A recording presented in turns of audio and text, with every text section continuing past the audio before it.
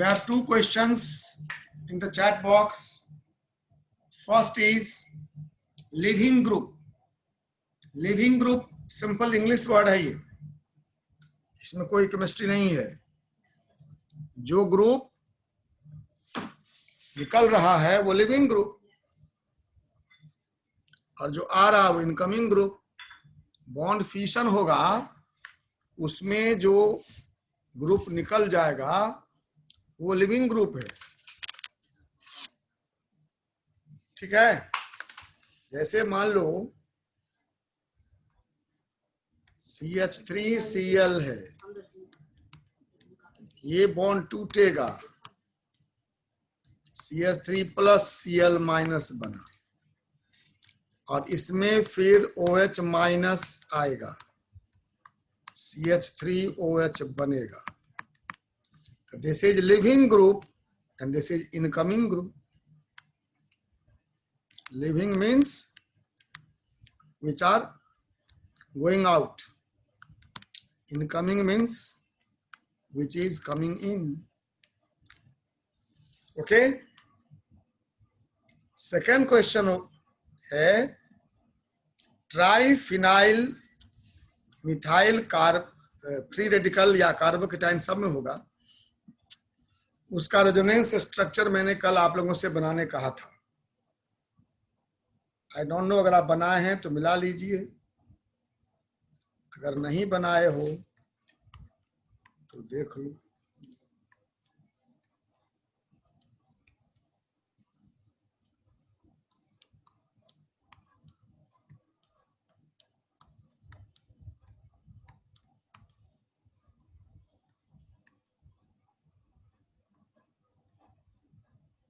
ये हुआ triphenyl methyl radical. एक डॉट दिए, dot means an electron. We represent electron by a dot. So dot means one electron. This is ये phenyl group हुआ C6H5। C6H6 is benzene, उससे एक H निकाल दिए तो फिनाइल। तो 3 फिनाइल है, सो इट इज ट्राइफिनाइल। और ये C है, CH4 मीथेन होता है, CH3 मिथाइल होता है। तो मिथाइल के 3 H को हटाकर 3 फिनाइल जोड़ दिए, इसका नाम हुआ ट्राइफिनाइल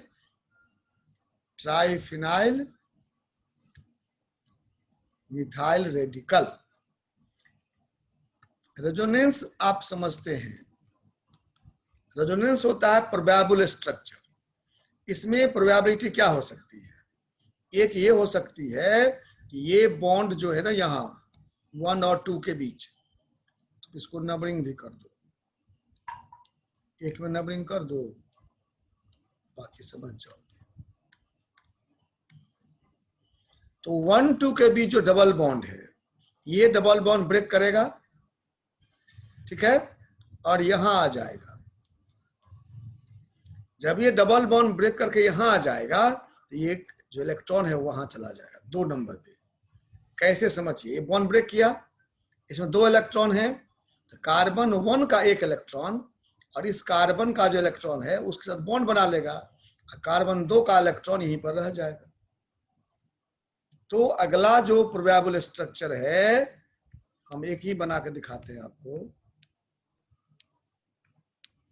जिसका रेजोनेंस दिखा रहे हैं। ये डबल बॉन्ड हो गया और यहाँ पर रेडिकल हो गया। बाकी जो है ये रहेगा, समझ जाएंगे आप। ये जो लेफ्ट में यहाँ ग्रुप है सो रहेगा, इसको पीएच लिख देते हैं। फिनाइल को हम पीएच भी लिखते हैं। तो इसमें दिखाना है इसलिए इसको पूरा लिख दिए, इसको सिंबलाइज कर दिए। तो ये 1-2 के बीच जो पाई बॉन्ड था वो ब्रेक हुआ। ये 1 का 1 इलेक्ट्रॉन और इस रेडिकल का 1 इलेक्ट्रॉन मिलकर बॉन्ड बना लिया और यहाँ रेडिकल हो गया। ये दोनों प्रोबेबल स्ट्रक्चर है, so they are called resonating structure.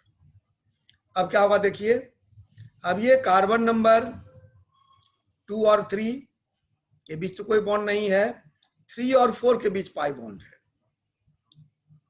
3 और 4 के बीच पाई बॉन्ड है। ये 3 और 4 का पाई बॉन्ड ब्रेक करेगा, होमोलाइसिस, एक इलेक्ट्रॉन 3 को मिलेगा, एक इलेक्ट्रॉन 4 को मिलेगा। एक इलेक्ट्रॉन जो 3 वाला है वो इस 2 वाले इलेक्ट्रॉन से मिलकर यहाँ पर बॉन्ड बनाएगा और ये रेडिकल यहाँ आ जाएगा।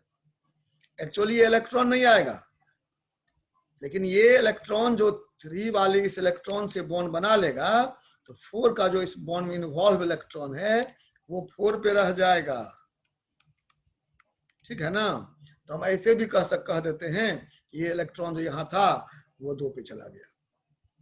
सच में क्या हुआ है ध्यान दीजिए कि 1-2 के बीच का बॉन्ड टूटा, होमोलाइसिस हुआ, एक इलेक्ट्रॉन 1 को मिला, एक इलेक्ट्रॉन 2 को मिला। 2 का इलेक्ट्रॉन 2 पे रह गया और 1 का इलेक्ट्रॉन इससे बॉन्ड बना लिया। ऐसे ही 3-4 के बीच बॉन्ड है, इसका होमोलाइसिस हुआ, एक इलेक्ट्रॉन 3 को मिला, एक इलेक्ट्रॉन 4 को मिला। 4 का इलेक्ट्रॉन रह गया, 3 का इलेक्ट्रॉन 2 के साथ बॉन्ड बना लिया।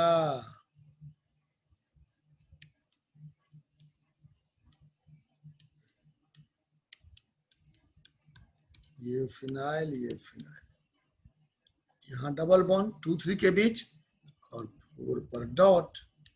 डॉट मतलब इलेक्ट्रॉन, अनपेयर्ड इलेक्ट्रॉन। ठीक है? और फिर देखो क्या होगा। अब यहां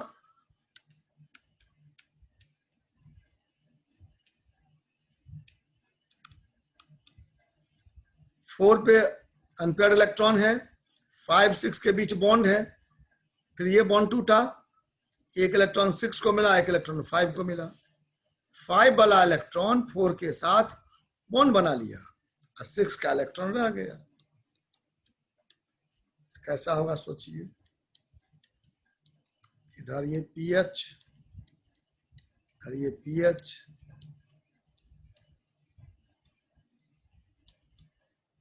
हुआ, ये बॉन्ड यहां था, एक बॉन्ड यहां बनेगा, 4-5 पे बॉन्ड बन जाएगा और 6 पर इलेक्ट्रॉन रह जाएगा। ये सारे रेजोनेटिंग स्ट्रक्चर कहलाते हैं, सारे पॉसिबल स्ट्रक्चर हैं, सब का प्रॉपर्टी एक ही जैसा है, पोजीशन सिर्फ चेंज हुआ है। अब अगली बार क्या होगा देखो, फिर ये जो इलेक्ट्रॉन था 1 और C के बीच, ये पाई बॉन्ड टूटेगा, यहाँ पाई बॉन्ड बनेगा और ये फिर वापस रेडिकल बन जाएगा। इसे कहते हैं हम लोग पुनर्मूषिको भव। पुनर्मूषिको भव मतलब कहानी सुने होंगे, फिर से चूहा हो जाओ, जो था वही हो जाएगा। तो 3 बॉन्ड थे इसमें, तो 3 पॉसिबल स्ट्रक्चर हुआ ना, ऐसा ही इसके साथ भी होगा, ऐसा ही इसके साथ भी होगा।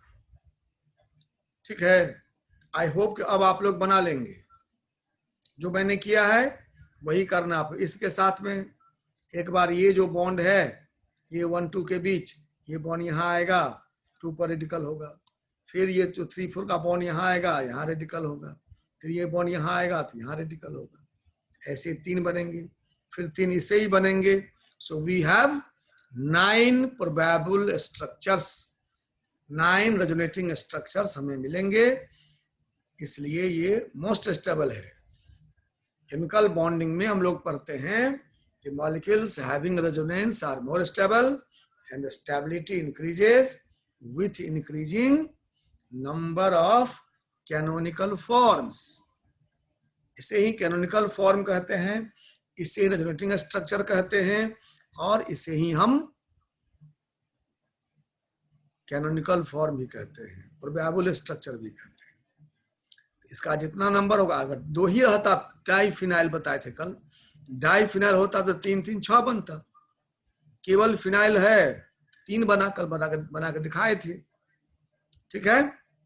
समझ में आ गया? नहीं तो क्वेश्चन लिखो, फिर अगर नहीं समझे हो तो चैट बॉक्स में फटाक से लिखो।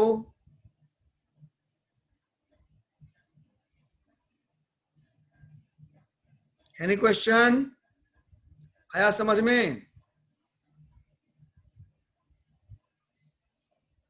बाकी बना लेंगे ना, 2 रिंग से 6 बन जाएगा। हेलो, बन जाएगा? बना दें? बन जाएगा सर। बन जाएगा। थैंक यू, बना लेंगे आप। Any more question to anyone? No. So now we are proceeding to another topic. तो हम लोग पढ़ रहे थे बॉन्ड फिशन, और मैंने कहा कि बॉन्ड फिशन के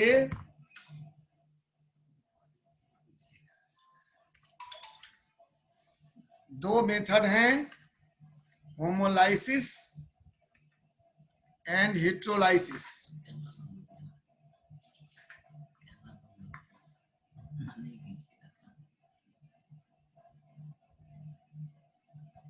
ठीक है, याद आया? मैंने क्या कहा था?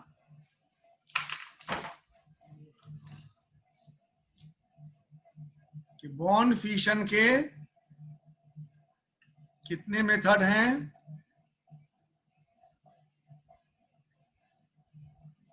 याद करिए, दो, होमोलाइसिस एंड हेटेरोलाइसिस। ठीक है, होमोलाइसिस में क्या हुआ था? होमोलाइसिस में क्या होता है? होमोलाइसिस में both the departing atom takes away its own electron. A bond breaks and both the departing atom takes away its electron and it gives free radicals. Now we are talking about heterolytic fission or heterolytic cleavage or heterolysis. Okay?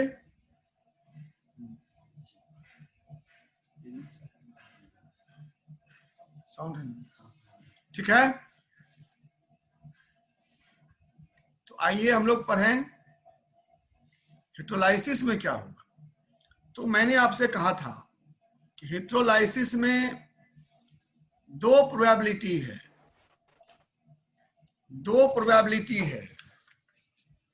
एक probability है, जैसे मान लो कि ये carbon chlorine के बीच एक bond है।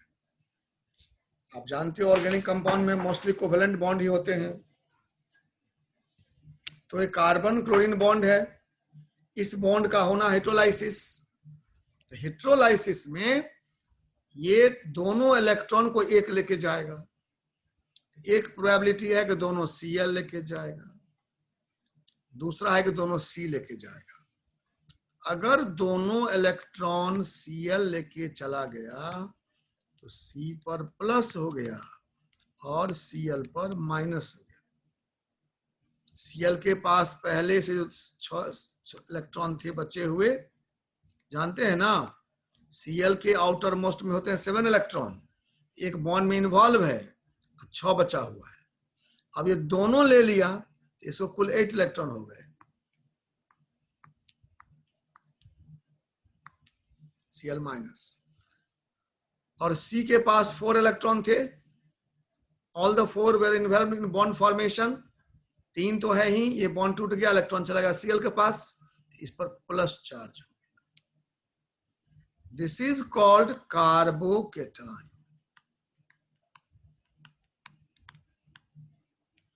फिर एक बात कहना है आप लोगों से, कुछ बुक्स में इसे कार्बोनियम आयन लिखा हुआ है।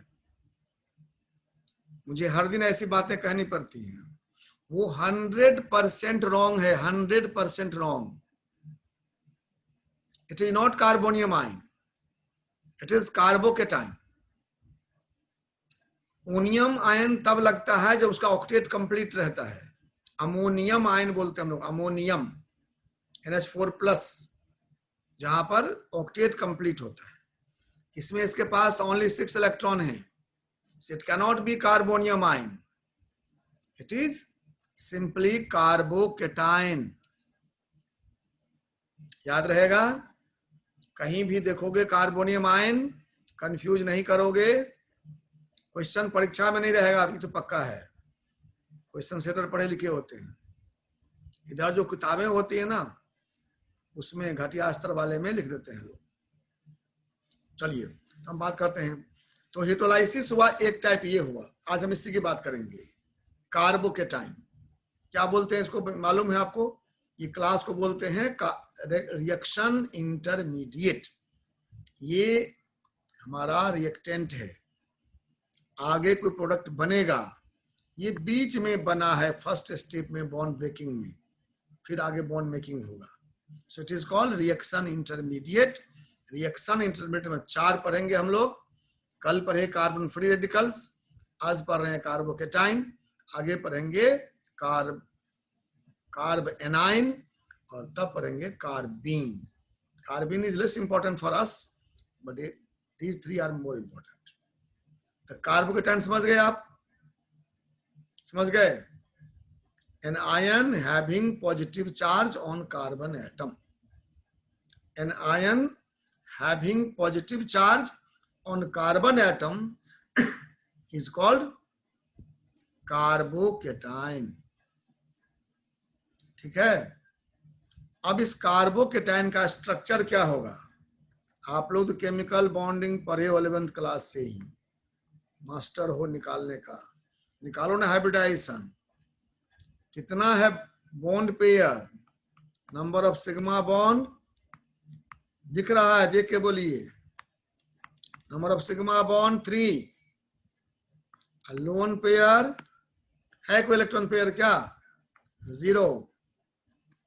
टोटल कितना हुआ ऑर्बिटल्स? टोटल ऑर्बिटल्स होता है bond pair plus lone pair, that is 3। और 3 ऑर्बिटल्स का हाइब्रिडाइजेशन sp2, और structure trigonal planar. Trigonal planar, carbocation is also trigonal planar. मैं ऑल्सो क्यों बोला? और कौन होता है ट्राइगोनल प्लेनर? बताओ, ऑल्सो क्यों बोला मैं? कल जो पढ़े थे कार्बन फ्री रेडिकल, वो भी ट्राइगोनल प्लेनर था। ये भी ट्राइगोनल प्लेनर है। ये ऐसा होगा, ऐसा होगा।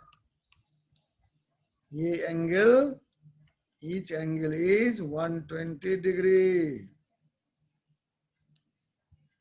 ठीक है। एक वैकेंट ऑर्बिटल इसके परपेंडिकुलर होंगे। This is structure of carbocation. इसमें कोई कंट्रोवर्सी नहीं है। Carbocation has sp2 hybridization, trigonal planar structure and angle 120 degree. Any question till now? अभी तक कुछ क्वेश्चन है किसी के पास? फटाफट लिखो चैट बॉक्स में। है क्वेश्चन? नहीं है। चलो तो वापस चलते हैं। अब इसका स्टेबिलिटी, स्टेबिलिटी से ही बनेगा एमसीक्यू आपके कंपटीशन के लिए, या आजकल तो +2 12 में भी ऑब्जेक्टिव आने लगा है ना एमसीक्यू, तो वो स्टेबिलिटी से रिलेटेड ही होगा। ठीक है। चलिए, स्टेबिलिटी आपने क्या पढ़ा? आपने पढ़ा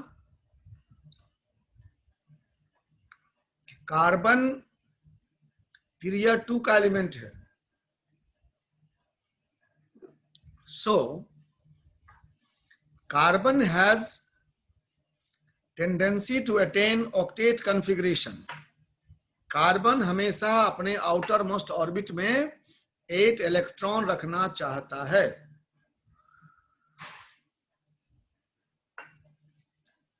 तो अगर 8 से कम है तो कार्बन क्या चाहेगा बताइए? आप चाहते हैं कि आपके पॉकेट में हमेशा 100 रुपया रहे। अगर आपके पास 80 रुपये हो जाएंगे, 70 हो जाएंगे, तो क्या करेंगे आप? क्या चाहेंगे कि मम्मी से मांग ले, जो पैसा घटता है वो। तो कार्बोकेटाइन इज इलेक्ट्रॉन डेफिशिएंट। हम लोग वर्ड बोलते केमिस्ट्री में, इलेक्ट्रॉन डेफिशिएंट। डेफिशिएंसी समझते हो तुम लोग? नहीं। तो so it has tendency to attract electron from outside. So any factor which will increase electron density of carbon will increase its stability. आप बात समझ रहे हैं मेरे? कार्बन के पास इलेक्ट्रॉन डेफिशिएंसी है, अभाव है, उसके पास 8 इलेक्ट्रॉन नहीं है। तो कोई भी अगर उसको इलेक्ट्रॉन सप्लाई करेगा तो कार्बन गुड फील करेगा, उसकी स्टेबिलिटी बढ़ेगी।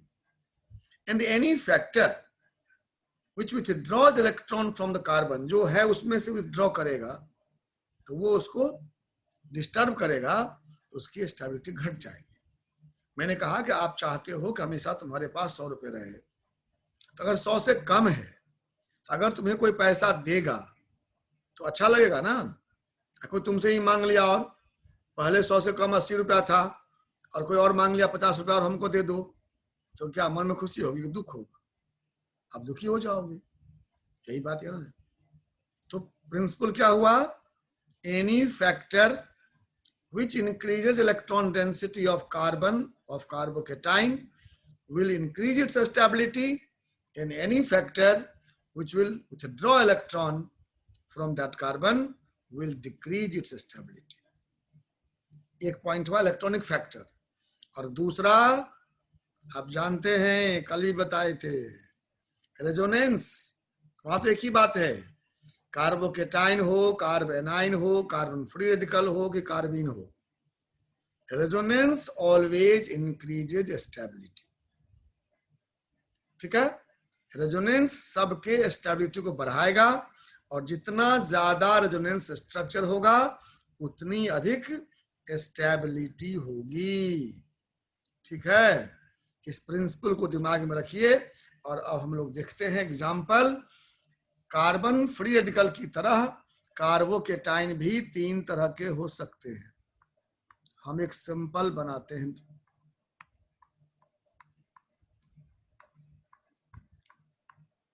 इसको पहचानो,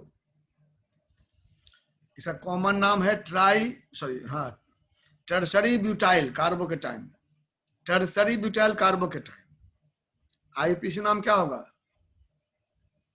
आईयूपीएसी नाम क्या होगा? 2 मिथाइल प्रोपेन कार्बोकेटाइन। अब देखिए क्या है कि अल्काइल ग्रुप, अल्काइल मिथाइल नहीं, कोई भी अल्काइल, आर लिखते हैं हम लोग, आर। हम एक एग्जांपल लिया मिथाइल का, ये मिथाइल हो सकता है, प्रोपाइल हो सकता है, जो भी। Alkyl group is electron releasing due to hyperconjugation. Hyperconjugation सुने होंगे आप, अगर नहीं पढ़े वाले में तो मैं पढ़ा दूंगा। मैं ये सब 11th वाला काम कर रहा हूँ आपके बेस को ठीक करने के लिए, ताकि आप ऑर्गेनिक में कमजोर नहीं रहे। तो जो टर्म मैं बोलूंगा आपको नहीं आता होगा तो हमसे पूछिएगा। अभी आप ध्यान रखिए केवल कि alkyl group is electron releasing group. इसमें 3 इलेक्ट्रॉन रिलीजिंग ग्रुप हैं, है ना।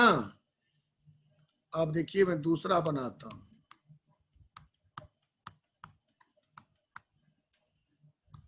ये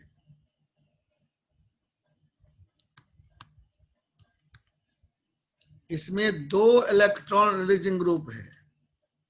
H को हम लोग न्यूट्रल मानते हैं। वैसे कार्बन की इलेक्ट्रोनेगेटिविटी H से अधिक है तो बॉन्ड थोड़ा पोलर होना चाहिए, कि हम लोग मानते हैं कि उसका कंट्रीब्यूशन 0 है। इसमें 3 है, इसमें 2 है।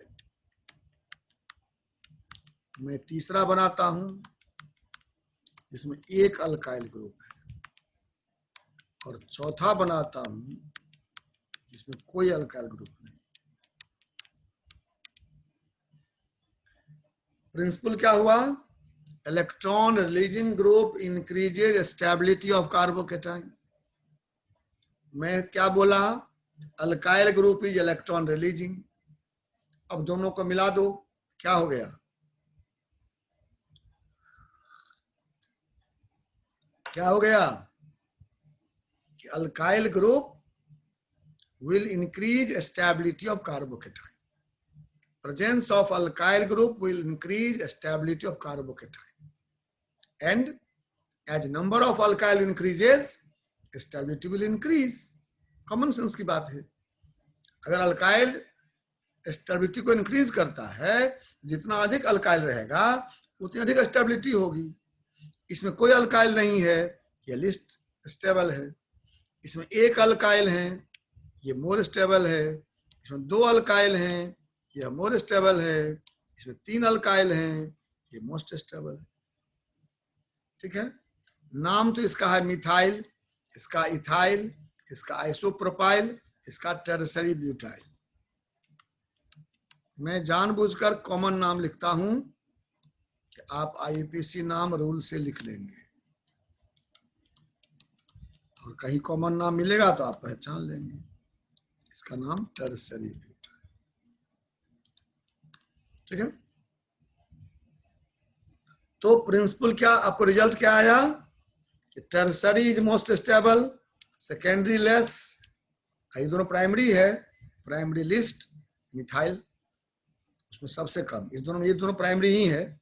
एक कार्बन से 2 H रहने से प्राइमरी होता है, एक H सेकेंडरी होता है, 9 H टर्सरी होता है. तो क्या रिजल्ट निकला? टर्सरी कार्बोकेटाइन मोस्ट स्टेबल, उसके बाद सेकेंडरी, उसके बाद प्राइमरी, और सबसे कम methyl.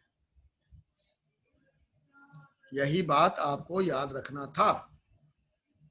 Same as to free radical, क्योंकि फ्री रेडिकल भी इलेक्ट्रॉन डेफिशिएंट है, कार्बोकेटाइन भी इलेक्ट्रॉन डेफिशिएंट है. तो दोनों का बिहेवियर लगभग एक जैसा होगा ना. स्ट्रक्चर भी सेम, उसका भी प्लानर, इसका भी प्लानर. अंतर सिर्फ ये है कि फ्री रेडिकल के पास 7 इलेक्ट्रॉन हैं, इसके पास और कम है, 6 ही इलेक्ट्रॉन है. ठीक है. तो इसका बिहेवियर भी उसी फ्री रेडिकल की तरह होगा, ये आप दिमाग में सेट करिए. और अब देखिए रेजोनेंस, वही बात बोलूंगा फिर जो कल बोला था. क्या कि रेजोनेंस होने से कार्बोकेटाइन की स्टेबिलिटी इंक्रीज करेगी, और जितना अधिक प्रोबेबल स्ट्रक्चर होगा उतनी अधिक स्टेबिलिटी होगी. मैं एग्जाम्पल वही लूंगा जो कल लिया था, क्योंकि आपको तब समझने में अधिक सुविधा होगी. सेम एग्जाम्पल रहेगा तो, और बाकी एग्जाम्पल आप घर में बनाएंगे, जो दिक्कत होगा हमसे पूछेंगे. क्या होगा?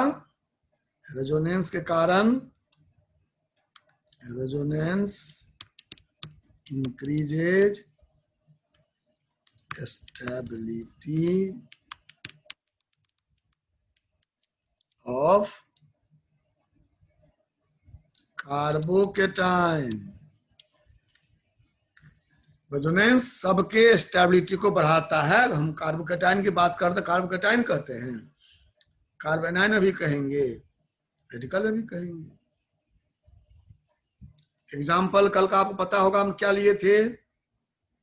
हम लिए थे ट्राइफिनाइल मिथाइल कार्बोकेटाइन,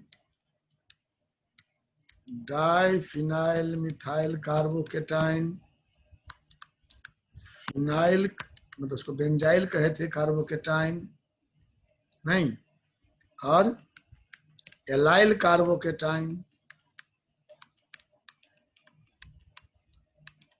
और वाइनाइल कार्बोकेटाइन. ये है वाइनाइल, ये है एलाइल, ये है बेंजाइल, ये डाइफिनाइल मिथाइल,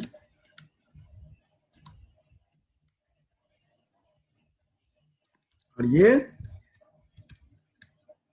ट्राइफिनाइल मिथाइल. पहचान रहे हो ना? कल स्ट्रक्चर बना दिए थे, आज शॉर्ट में लिख दिए हैं कि पहचानते हो इसलिए. नहीं तो कहोगे तो हम बना के दिखा दें, कोई दिक्कत नहीं. तो क्या होगा बताइए आप लोग. इसके 9 पॉसिबल स्ट्रक्चर होंगे, इसके 6 होंगे, इसके 3 होंगे, इसके 2 होंगे, इसके 0 होंगे,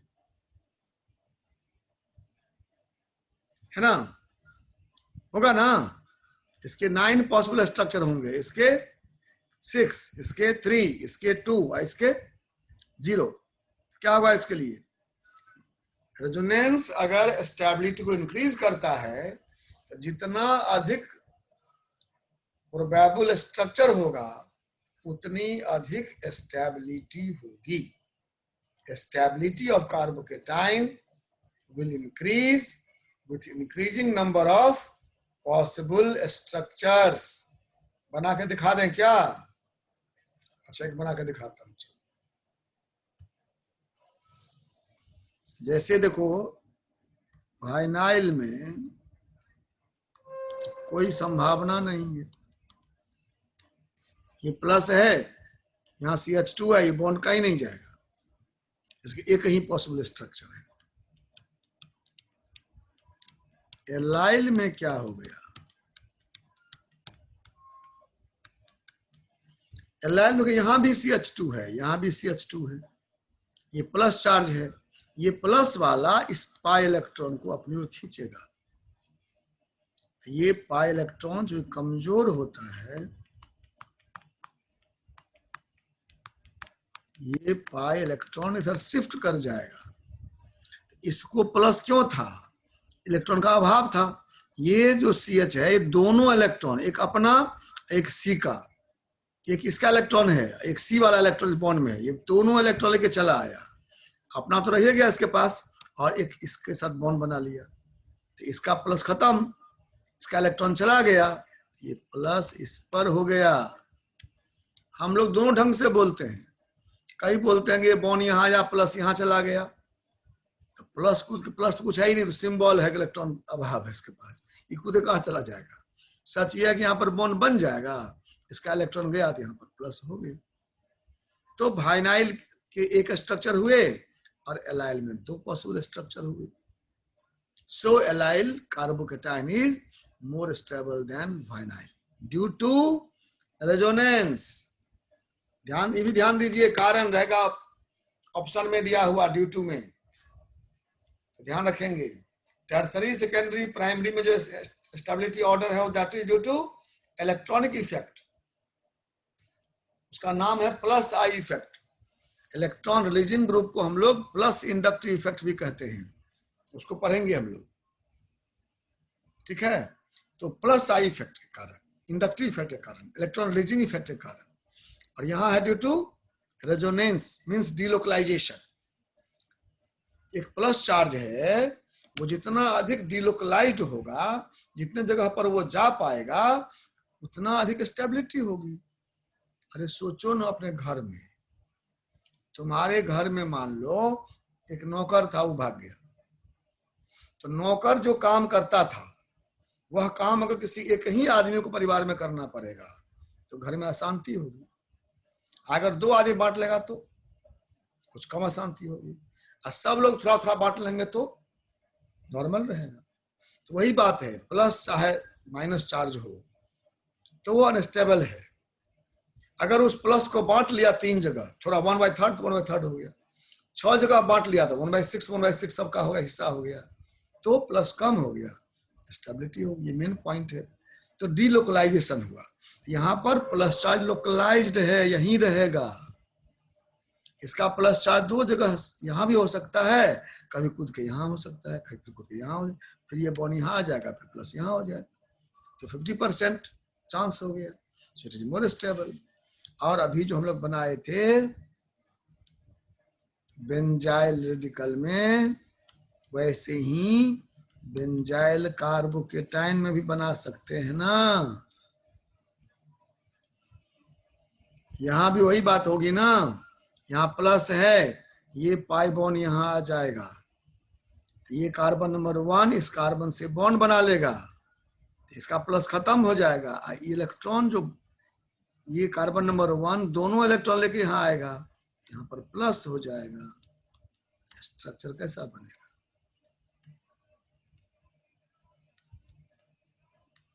आप लोग कुछ बोले नहीं, इसलिए बना रहा हूं मैं सोच रहा था आप लोग बोलेंगे सर हो जाएगा, छोड़ दीजिए, ठीक है। ये डबल बॉन्ड हो गया, प्लस यहाँ चला गया, ये प्लस नहीं गया, एक नया प्लस आ गया, लेकिन हम लोग दिखता है कि प्लस यहाँ था, सब यहाँ है। दूसरा क्या पॉसिबिलिटी है, अब यहाँ पर प्लस हो गया, ये कार्बन अपने इस पड़ोसी से कहता है भाई प्लस आ, कुछ हेल्प करो, ये क्या करेगा, इस बॉन्ड को तोड़ के यहाँ डाल देगा।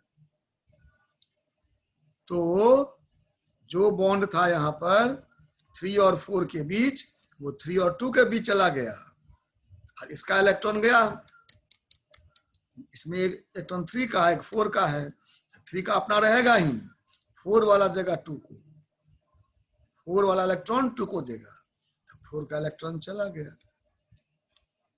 4 को क्या हो जाएगा,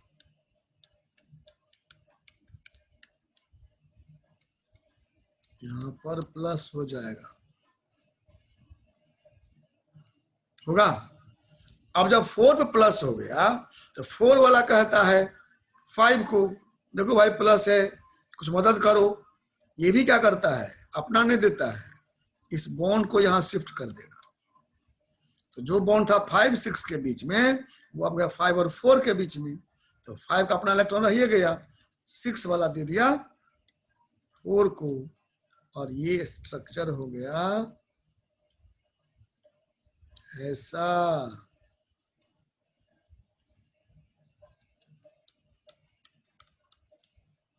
हाँ प्लस, और जब 6 पर प्लस हो गया तो 6 मांगा 1 से, फिर 1 वाला ये बॉन्ड इसको दे दिया, तो अपना इलेक्ट्रॉन नहीं दिया, ये बॉन्ड तोड़ के दिया, तो 1 का अपना इलेक्ट्रॉन है ही, और CH2 वाला इलेक्ट्रॉन चला गया 6 के पास, ठीक है। तो फिर यहाँ पर प्लस हो गया, तो यहाँ पर एक बॉन्ड आ गया, जैसा था वैसा बन गया, ठीक है। तो ये रेजोनेंस हुआ, तो इसमें कितने हो गए, 4 प्रोबेबल स्ट्रक्चर इसके हो गए, 4 प्रोबेबल स्ट्रक्चर हो गए। तो फाइनाइल में 1 था, एलाइल में 2 हुआ, बेंजाइल में 4 हो गया, एक अपना ओरिजिनल है और 3 नया बन गया ना।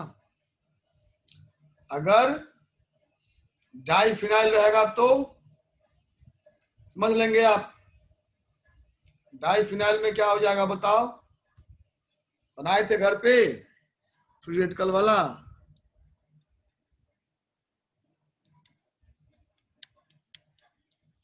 अगर बनाए थे तो इसको ही बना लीजिएगा, नहीं तो कल हमसे पूछिएगा।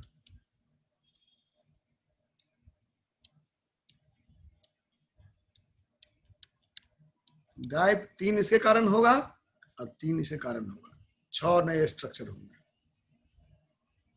ट्राइफिनाइल में क्या हो जाएगा,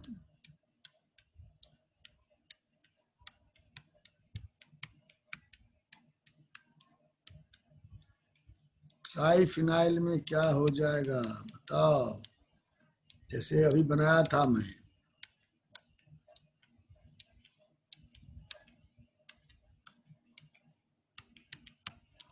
इसी कारण 3, इसी कारण 3, इसी कारण 3, कुल 9 पॉसिबल स्ट्रक्चर हो जाएंगे। This is why triphenyl carbocation is more stable than diphenyl carbocation, than benzyl carbocation, than allyl carbocation, than phenyl carbocation, ठीक है, कोई दिक्कत?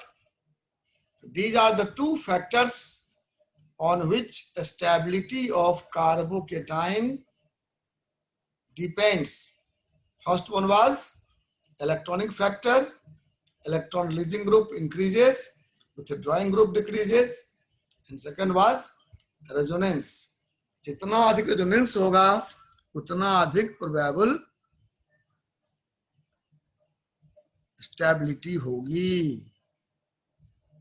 अब फटाफट आप लोग कुछ क्वेश्चन लिखिए चैट बॉक्स में, कोई डाउट किसी को है तो,